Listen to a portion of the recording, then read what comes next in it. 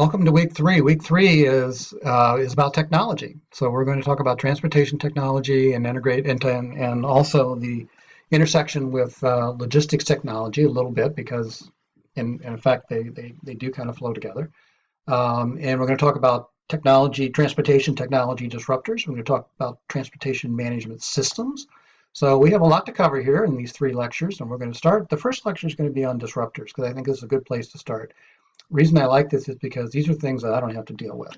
I don't have to worry about a lot of this stuff, and you do. So I'm going to get you started on that and get you started on that journey and help you kind of better understand what's taking place. And I'll be available on a consulting basis if you need me.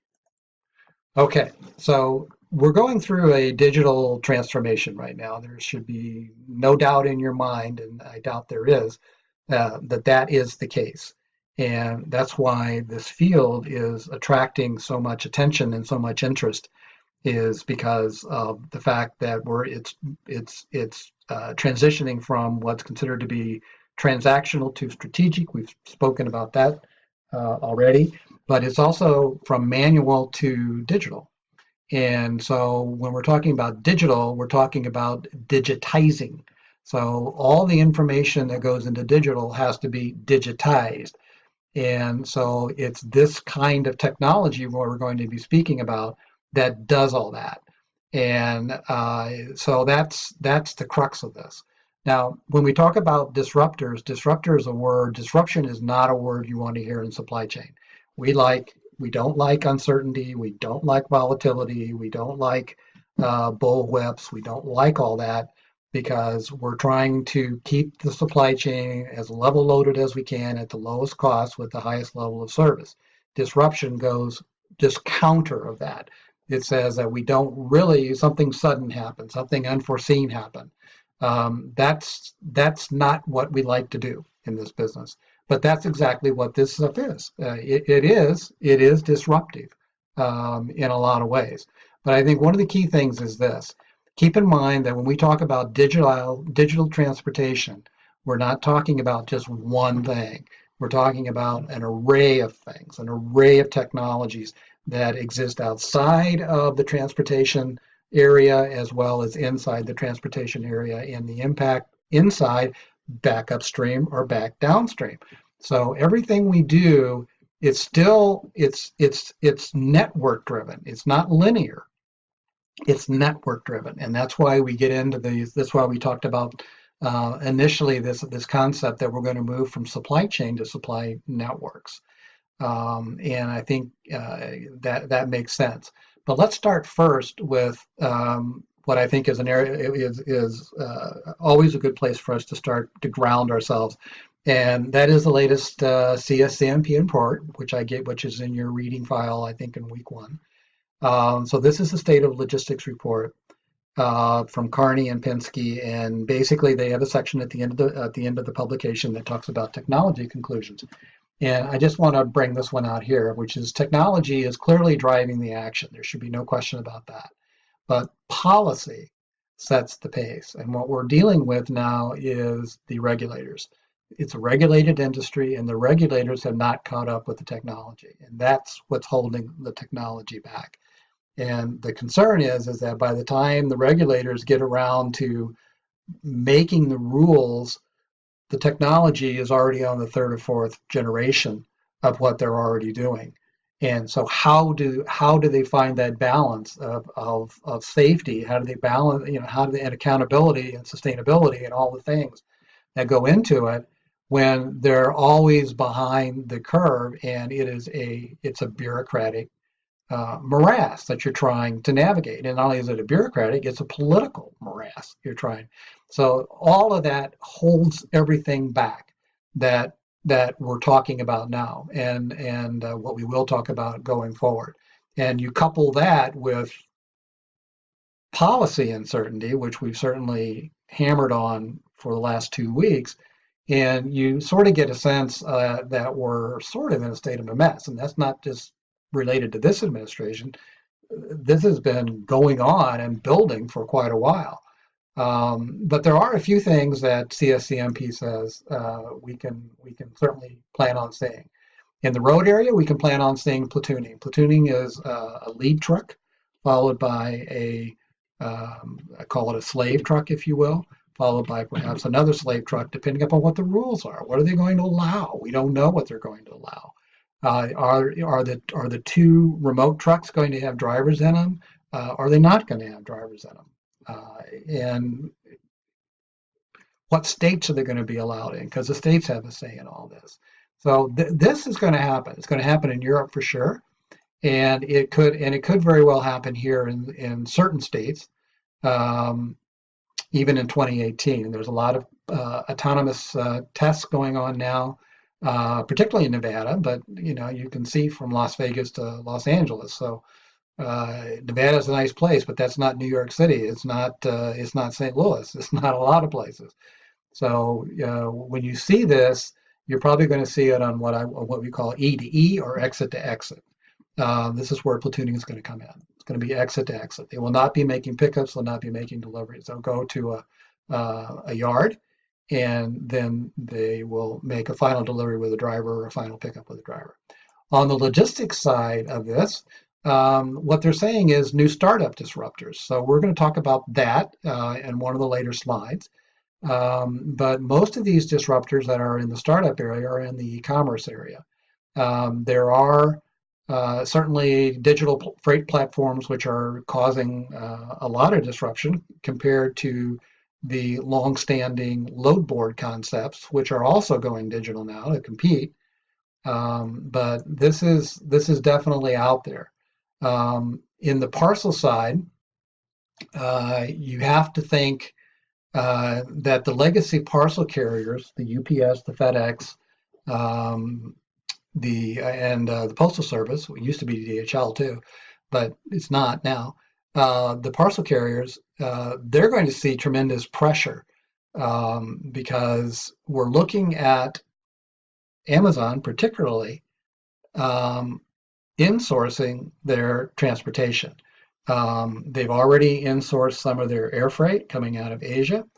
They're working on delivery trucks. Now they obviously have drone programs that they're testing. They have the locker program. So they are going to be they're going to be pressured. The parcel guys are going to be seriously pressured by the fulfillment side. And this partly came about because last holidays, you may remember, UPS and FedEx didn't have enough capacity for Amazon. Now, there are some other options out there other than those two people, and we'll talk about that later in the semester. But you might expect some real pressure on these guys. On the railroads, the pressures are actually come from the trucks, because if all of a sudden we can put 2 trucks or 3 trucks with at some point in time, not too distant time, with one driver, you've cut a huge amount of cost out of the trucking side. So all of a sudden we can take 100,000 pounds or 120,000 pounds perhaps point to point at a service level that the rails can't touch, particularly the intermodal, not the heavy stuff, but the intermodal. So the intermodal that the railroads have enjoyed, the growth in intermodal that they've needed to kind of stay alive, could start to be constrained as a result of the truck platoons. Now, this slide, it kind of plays off tech is leading it, but the game is really, the pace is set by the regulators. So depending upon what the regulators do, and this is the classic Foursquare, this is the best of all worlds. I'm sorry, this is the best of all worlds, the most lenient activity and the highest amount of free trade. This is again from CSCMP. This is the worst. This is the most restrictive and the most protectionist. So I'm not going to go through this with you. I would invite you to read this. What this is really saying is that the impact on how far some of these things go is a function of these activities that are outside of transportation technology. So protectionism versus free trade is a policy decision. It's not a technology decision. Restrictive versus lenient is also a policy decision. or we're going to be more restrictive on China, but we're going to be less restrictive on the UK or Mexico or Canada, however you want to look at it. These are discussions that will take place long after this administration and the next administration uh, are in place. So this is an ongoing discussion. But what happens from a transportation perspective is driven by these decisions.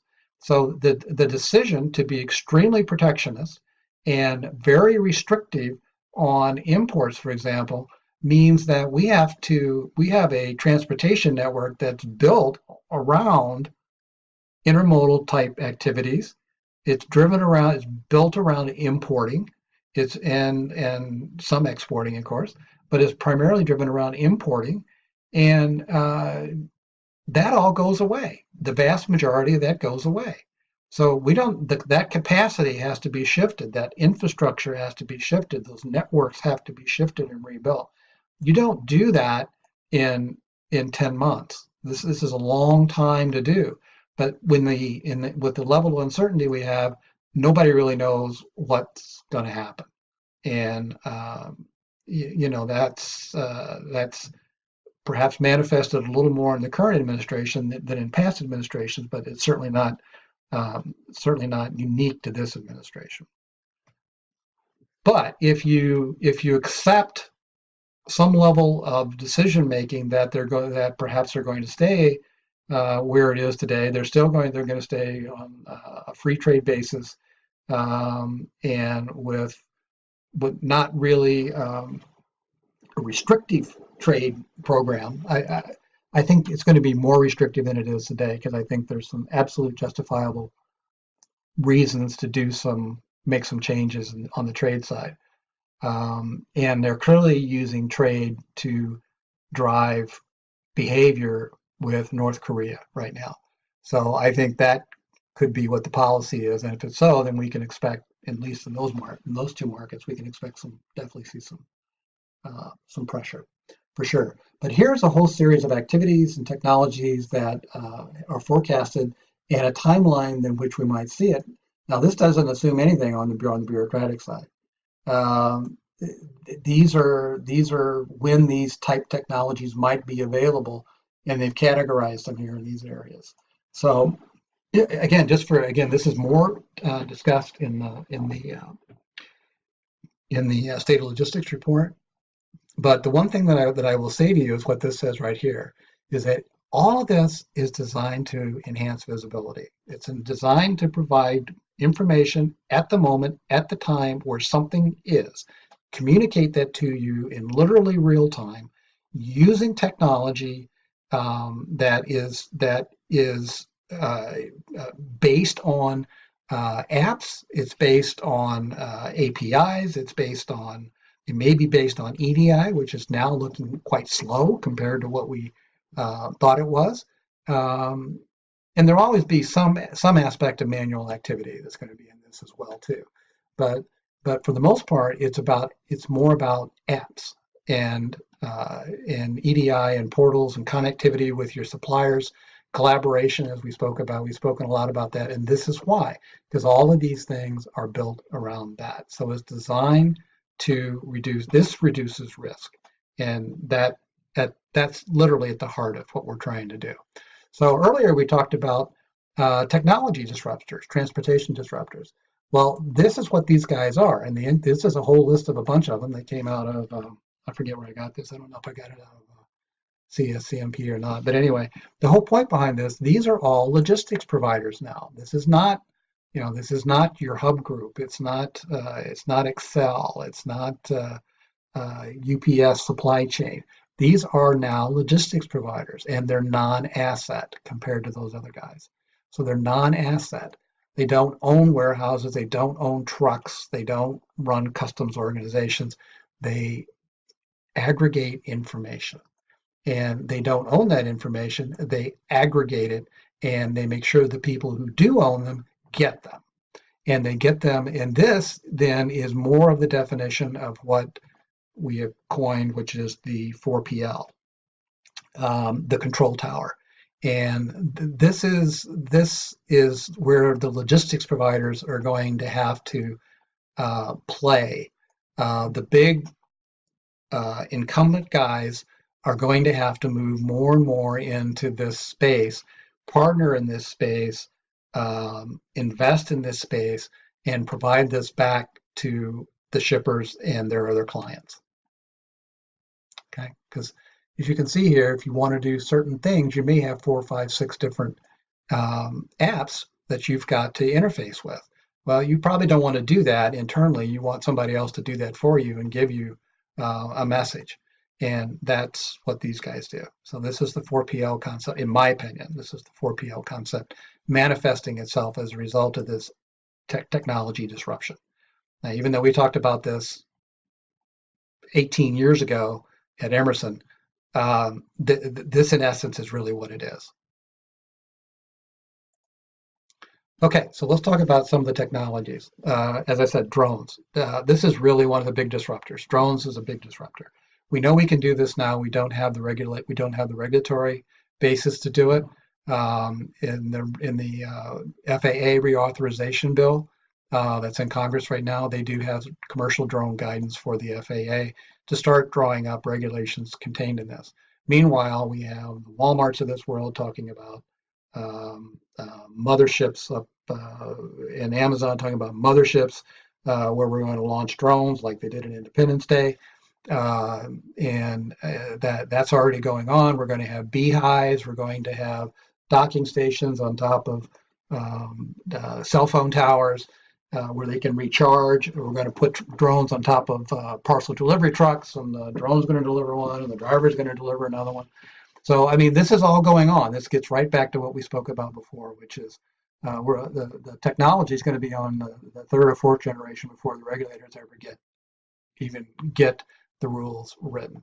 So here's drones is there. It will make a play. My question about this is the cost. So as we go through this, I want you to be thinking about how are you going to put a drone, how are you going to make a carrier decision to use drones in a transportation management system? So just there's your first question. How are you going to do it? Okay. So just be thinking about that because we're going to wind up on transportation management systems. So how are you going to do that? What is the cost of that? I don't think anybody knows. There's not enough data. I don't think anybody knows. So a TMS is not going to choose it if you don't put it in there. So just keep that in mind. This is not an option in a transportation management system if you don't make it an option. Same with autonomous fleets. Some fleets are going to be semi-autonomous, non-autonomous, and autonomous. So it could very well be that based on different constraints, one is better than the other, and that is part of what the analytics have to do within a TMS system. But this is absolutely going on. You know this. I'll try to, if you haven't seen it, I'll probably be submitting some of these articles virtually every week on something autonomous because there's all kinds of activity here, and it's huge. Without a doubt. A lot of you probably read about Otto, which delivered the beer into Colorado Springs.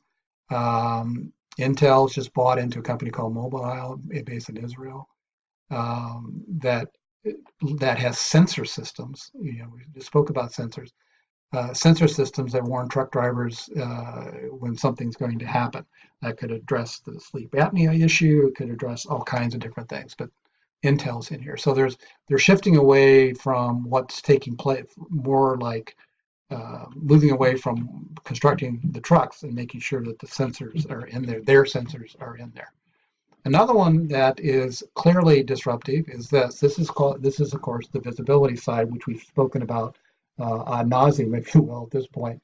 It's been the rallying cry for several years now to get visibility as a way of reducing risk. As well as reducing cost, which go hand in hand. Most companies are looking to do this, are looking for end-to-end supply chain visibility. Now, most companies don't know how, and most companies are still in the dark. So we have a long ways to go. But the whole idea here is the linearity of a supply chain is replaced with the non-linearity of a supply network where you're exchanging information all the time, anywhere, any node in here. as necessary. So in this gets back to the one slide we looked at, which we'll come back to actually, which when we were talking about the extended supply chain, we were talking about a chart that showed here's the ERP in the lower left-hand side and all this other activity taking place outside of it. Traditionally, most companies have been looking at this from the inside out. So they start with they look at the ERP and they say we're going to broadcast out. The dynamic is outside in. That and this is the network of networks. The network of networks is reversing the flow. That is that outside in means that you have to have portals that external parties can access, they can check in with, they can share information with you in a secure forum, okay, as needed. So, or not as needed, as required. And you can require that to take place even in contracts. And those contracts, you don't pay those contracts unless your supplier is living up to those terms and conditions of the contract. And you can do that, and that is being done now in blockchain. And we'll talk about blockchain in, I think, week 5, but we talk about transportation procurement because there are some very unique opportunities going on there where conditions are being set. And I want you to understand that it's there, not telling you should do it, but you should definitely be aware of it. You should definitely think about it and how it can also help you. So outside in, this is the dynamic of visibility. Every node in the network has equal visibility to every other node.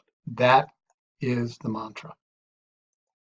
Internet of Things. Now, I've been around Internet of Things now for about a decade now.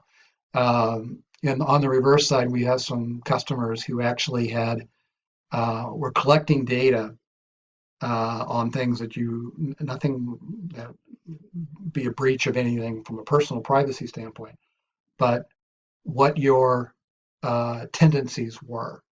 And they captured that. And that data was something that we would upload back into their systems to provide them information on a view of what's taking place. Now, the only way they got that data is if a unit was returned, and then they got all the fault codes, but they also got the information on what did you do. Going forward, all that information is going to be contained in the device, that coffee maker.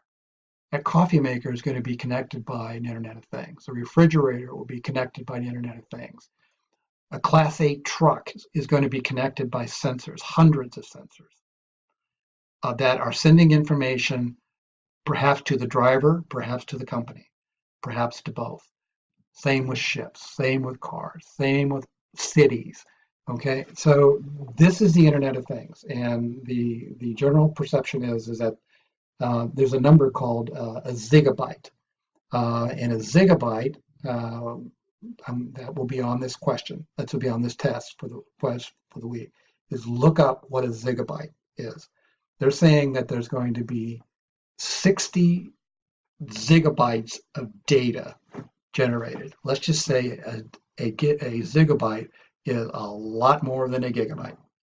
So remember that term, zigabyte, because you're going to come back to it. Internet of Things is going to create so much data that we're not going to know what to do with it. And this all enhances our ability if we can turn that data into information. And that's what is going to drive the next phase in this, is just that. And that's why we talk about analytics. That's why, it doesn't come across, the data when it's collected is not an analytic. The analytic is how you parse the data, how you segment it, how you look at it, how you build models around it. Do you use artificial intelligence? Because you can do that. There's tools out there. They're not going to be available to anybody, for sure, but they'll be available to some, and then they'll come down in cost, and more people have access to it.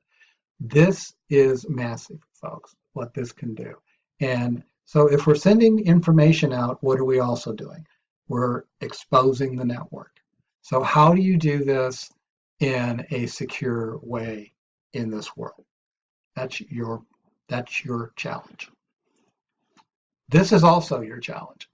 Automation has clearly picked up over the years, but it's picked up more than we've ever seen, and will continue to pick up because this is the key to growth. This is the key to productivity. When you think about it, we have a zero population growth in the United States, virtually a zero population growth. The population growth we have in the United States is coming from immigration. So if immigration, for whatever purpose, decides to be reduced, eliminated, whatever, then population growth will not allow for GDP growth. So automation is what picks up that slack. So we have automation in a lot of logistics. This happens to be automated pallet transport. So instead of the truck unloading it, putting it on, and then taking it to a warehousing location to put it away, you could put it on a chain conveyor like this. You could put it on, and that chain conveyor would take it to wherever it needs to go. This could be a guided vehicle, an automated guided vehicle. It could be a lift truck at the end of wherever the heck it goes. There's a multitude of ways to do this. But just to give you an idea, are we doing this today? We absolutely are. In the Port of Long Beach, we're using automated container carriers. So I'll put the video in so you guys can look at it. I'll put it in for this week and you can look at it. This is already out there. So this is picking up now. And they're lift vehicles. So the crane takes it off the ship, puts it on this vehicle, and that vehicle then takes it to the spot. And that's different than using a truck. So it's much faster. They can bring one back. So you have a better chance of doing this when you do that. I talked about smart contracts. That's what this is. The fact that these things are being automated, we're seeing more automation in activities like this, including even delivery. Then the delivery sets off the smart contract. So you don't have to wait for an invoice to come. The action itself triggers the invoice.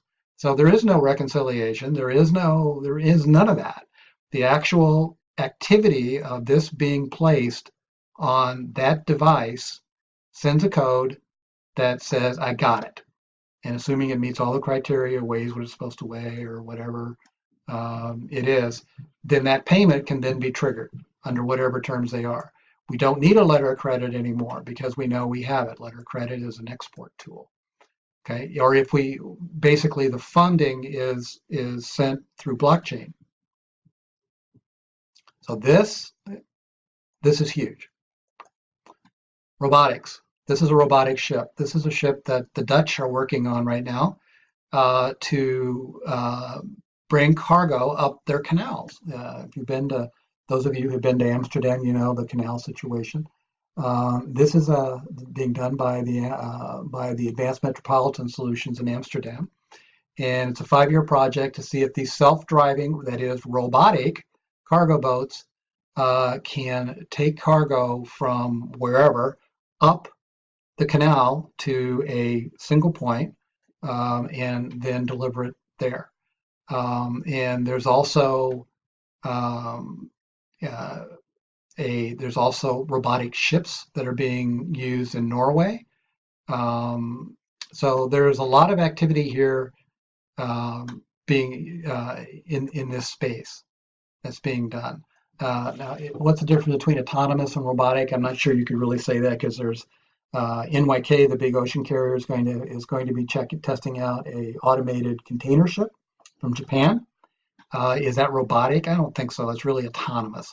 There's also autonomous ships being Maersk is doing an autonomous ship, or a container ship. So there's a lot of work being done in this whole area. I mean, I guess they're close to this, but of course we all know about Amazon's warehouses. And so what you're seeing now is you're seeing the loading of the truck and the unloading truck is also automated. So instead of the driver having to do it or someone having to load the truck, then the truck is being loaded through automation now.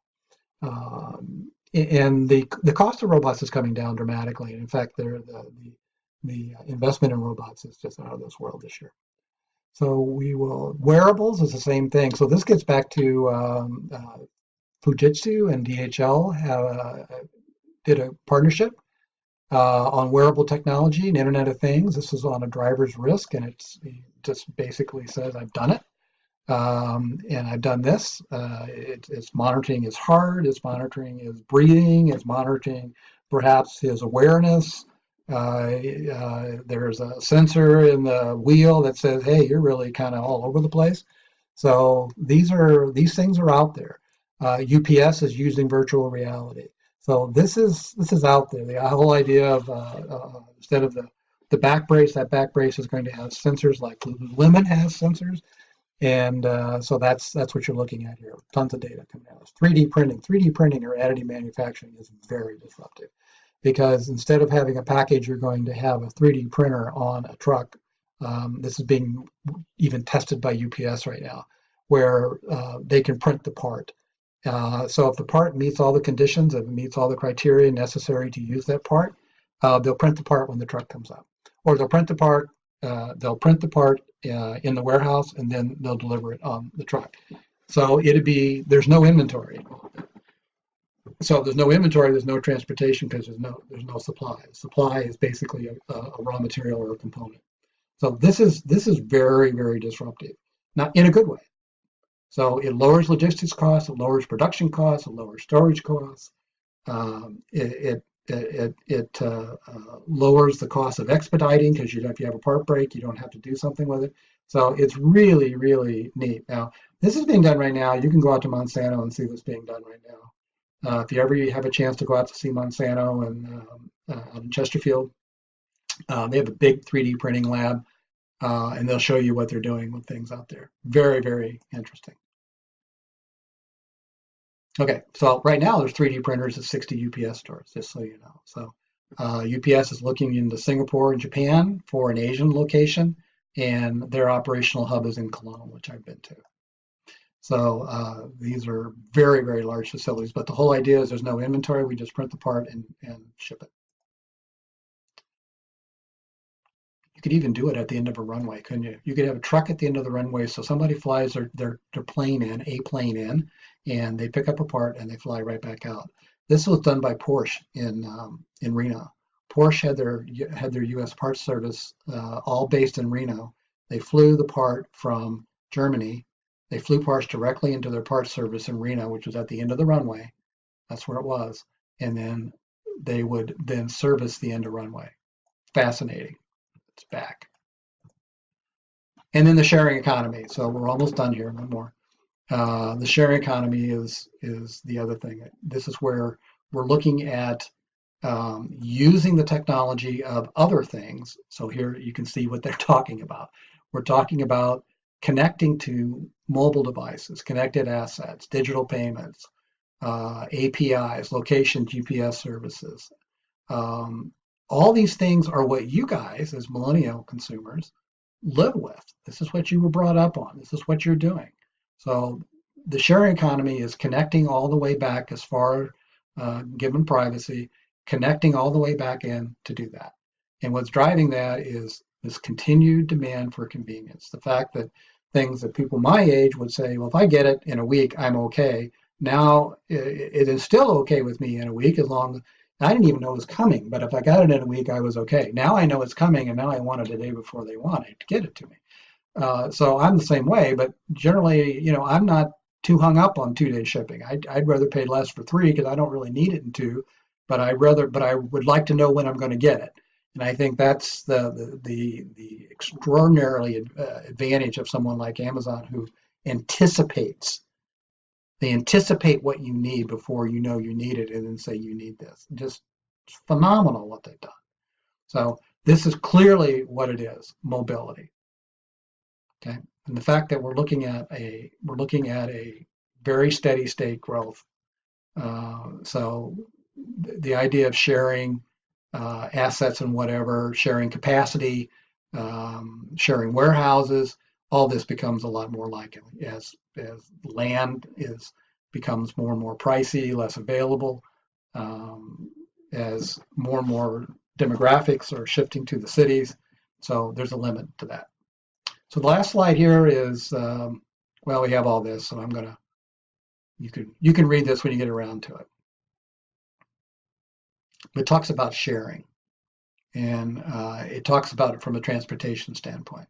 So I mean, if you think about the trucks, you know, if one in every four trucks is empty, what if we could fill it up? Then that's a truck we don't need, right? But we don't know about it. So what if we knew about it? So this is what if it was half full? What could we do with it? You know, this is where you're gonna be doing. You know, I've done some of this, but it's only when I had a large enough shipment the driver was interested. What if somebody's putting those shipments together for that driver and the driver is just doing nothing but driving? So, you know, these kinds of things can happen with with the information technology that we're putting in. And of course, it's going to be driven by startups. Okay, so here's the last one. So you want to get started on some of these, you're going to need to do an assessment. This is not something that everybody's going to buy into because it's going to be different. You need to look at what other people are doing. You need to look at the dollar side. You need to do your research. You need to become the subject matter expert on this, and find something. Get a quick win, what we call quick wins. So get your quick win, but always keep this in mind. It's not about that win. It's about expanding the connectivity. Okay, so we've gone 36 minutes here, which is a long one. We'll come back and look at the second lecture in just a second.